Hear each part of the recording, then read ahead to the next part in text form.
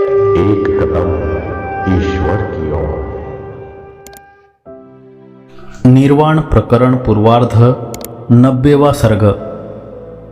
कुंभ रूपिणी चूड़ाला द्वारा चिंतामणि और कांच के सुंदर आख्यान का विस्तार से तात्पर्य वर्णन। राजा शिखीध्वज ने कहा, हे देवपुत्र, चिंतामणि के साधक तथा विंध्याचल के हाथी के बंधन आदि का जो कथाजाल आपने सूचित किया है उसे फिर मेरे सामने प्रकट कीजिए, क्योंकि वह मेरे चरित्र से कुछ मिलता जुलता सा है। इस तरह की पूर्वोक्ति से आपने सूचित किया कि वह मेरे ज्ञान का उपाय स्वरूप है। चुड़ाला ने कहा, राजन, आपके हृदय रूपी घर में चित्त रूपी दीवारों के ऊपर मैंने वाक्यार्थ ज्ञान संपादन द्वारा विचित्र कथा रूपी चित्र की केवल रेखा ही खींच दी थी। अब उसे मैं व्याख्या रूपी विचित्र वर्णों से अर्थात रंगों से रंग रहा हूँ। आप स्वयं सुनिए।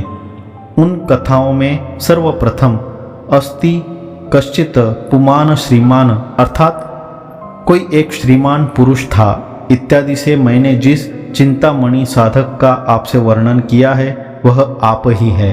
हे राजन, शास्त्रार्थ में कुशल किंतु तत्वज्ञान में अपंडित जिस चिंतामणि रूप के साधक का मैंने आपसे वर्णन किया है वह आप ही है। कलावान शास्त्र कुशल इत्यादि जो कुछ लक्षण मैंने कहे हैं वे सब आप में घटते हैं। जिस तरह भगवान सूर्य सुमेरु के तटों के विषय में तत्वज्ञ है, उसी तरह आप शास्त्रों के विषय में तो तत्वज्ञ है ही, किंतु आत्म तत्व ज्ञान में उस तरह विश्रांत नहीं है जिस तरह जल में पत्थर। भला बतलाइए तो सही, वह चिंतामणि कौन है जिसके साधन में मैं प्रवृत्त हूँ? उसे कहते हैं, हे साधो, अकृत्रिम सर्व त्याग को ही आप चिंतामणि जानिए। संपूर्ण दुखों के विनाशक उसी चिंतामणि को तो आप सिद्ध कर रहे हैं। सर्व त्याग में चिंतामणित्व का उपादन करते हैं। हे निष्पाप राजन, शुद्ध सर्व त्याग से ही सब कुछ प्राप्त किया जा सकता है, क्योंकि सर्व त्याग ही साम्राज्य आत्यंतिक पूर्ण कामता है। चिंतामणि से क्या होता है? हे साधो, साधना करते हुए आपका वह सर्व परित्याग सिद्ध हो चुका है, जो जगत के प्रसिद्ध ऐश्वर्य परंपराओं से लेकर हिरण्यगर्भ के पद तक के ऐश्वर्य को भी तुच्छ कर देने वाला तथा जो विद्यारूपी निरतिशयानंद आत्मज्ञान का उदयकारक है। कैसे सिद्ध हो गया यह कहते हैं, आपने स्त्री, धन और बंधुओं के साथ साथ अपने संपूर्ण राज्य का परित्याग उस तरह कर दिया जिस तरह अपनी रात आने पर ब्रह्मा जागतिक सृष्टि के व्यापार का परित्याग कर देते हैं। स्वदेश से बहुत दूर में स्थित आप मेरे आश्रम में विश्रांति के लिए ऐसे आ गए हैं जैसे कच्छप, गज आदि भोजन के साथ गरुड़ भगवान विश्रांति के लिए पृथ्वी की अंत सीमा में आ गए थे। आपने सर्व त्याग में केवल अभिमान रूप अविद्या को ही उस तरह बचा रखा है जिस तरह मेघ, निहार आदि सब कलंकों को धो डालने वाला शरतकालीन वायु आकाश में अपनी सत्ता को, अहंकार का परित्याग हो जाने पर अवशिष्ट रहा पूर्णानंद स्वरूप परम पुरुषार्थ अपने आप हृदय में साक्षात स्फुरित होने लगता है। इसलिए सर्व त्याग ही मोक्ष सिद्ध हुआ। परमानंद ही चिंतामणि है। चिंतामणि मिल जाने पर उसकी उपेक्षा करके किसी और दूसरी वस्तु का अन्वेषण नहीं करना चाहिए। यह कहते हैं, हृदय से मनोमात्र के त्यक्त हो जाने पर सारा संसार पूर्णानंद ब्रह्म स्वरूप हो जाता है।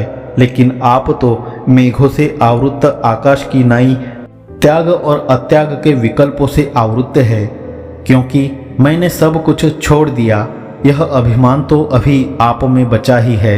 विकल्प वश के ही कारण तो सर्वत्याग होने पर भी आपको अभी तक अविश्वास बना हुआ है कि यह सर्वत्याग प्रसिद्ध महोदय स्वरूप और परमानंद स्वरूप नहीं है। महान तो कोई बहुत उन्नत चिरकाल साध्य अन्य ही है।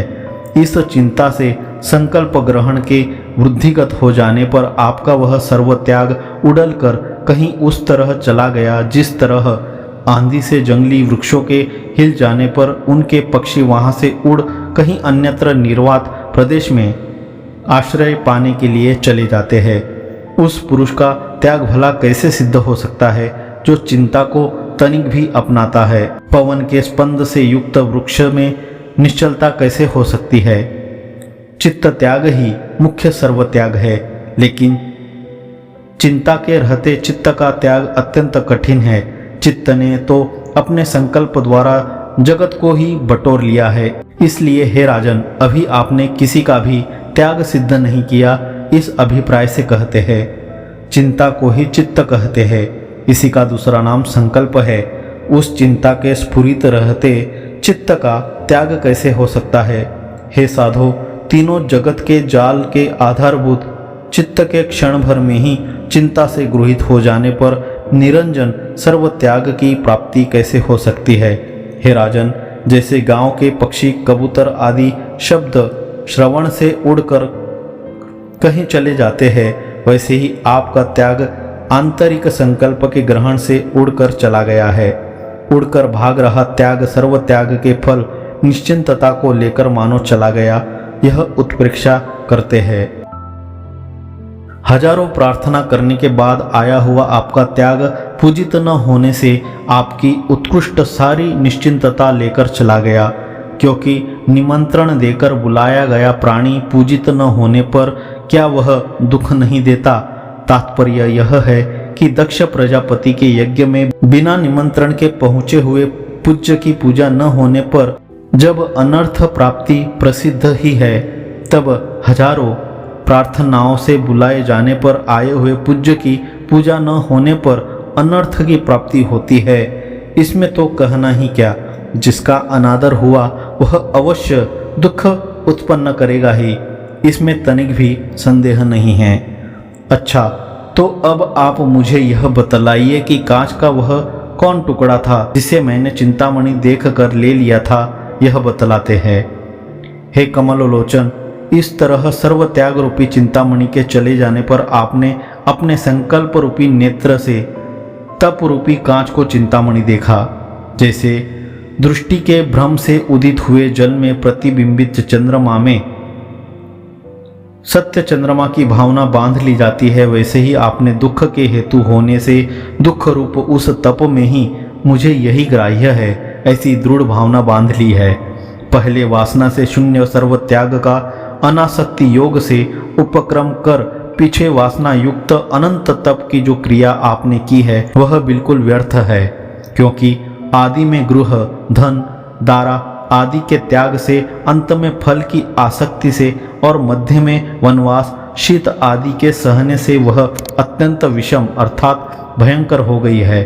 अतः वह एकमात्र दुख के लिए ही है। अपरिमित आनंद देने वाले और सुसाध्य सर्व त्याग को छोड़कर परिमित और दुसाध्य तप आदि वस्तु में जो पुरुष प्रवृत्त होता है वह षट अपरिमित आत्मस्वरूप का विघातक होने से आत्मघाती कहा जाता है। जंगली घर के अंदर उपरयुक्त तपस्या जन दुखों से तथा दुखों के साथ एकता के प्रयोजक अज्ञान से बंधे हुए आपने सर्व त्याग का आरंभ करके इसे फिर सिद्ध नहीं किया। हे साधो, प्रतिदिन आगे बढ़ रहे दुखों से भरे हुए राज्य रूप बंधन से भली भांति निकलकर आप वनवास नामक दृढ़ बंधनों से बंध गए हैं। शीत, वात, धूप आदि की आपको द्विगुण चिंता है। इसलिए मैं तो ऐसा समझता हूँ कि आप पहले से अनुभव न रखने वाले सुकुमार पुरुषों का वनवास बंधन से भी अधिक दुखदायी है। मैंने चिंतामणि पाया, यह तो आप अच्छी तरह समझ चुके हैं, परंतु हे साधो, यह भी समझ लीजिए कि अभी तक आपने स्फटिक का एक टुकड़ा भी नहीं पाया। पूर्वोक्त चिंतामणि के साधक के चरित्र की समता का उपसंहार करते हैं। हे पद्मनेत्र महीपते, इस तरह चिंतामणि के प्रयत्न की कथा के समान आपके चरित्र को मैंने अच्छी तरह प्रकट कर दिया। अब आप मेरे कहने के अनुसार स्वयं अपनी बुद्धि से निर्मल उस बोध्य वस्तु का तत्वतः विचार कर सर्व त्याग या तप इनमें चिंतामणि के समान जिसे निर्दोष समझिए उसी को अपने चित्त कोश के भीतर रखकर फल प्राप्ति पर्यंत परिणति में पहुंचाइए। 90वां सर्ग समाप्त।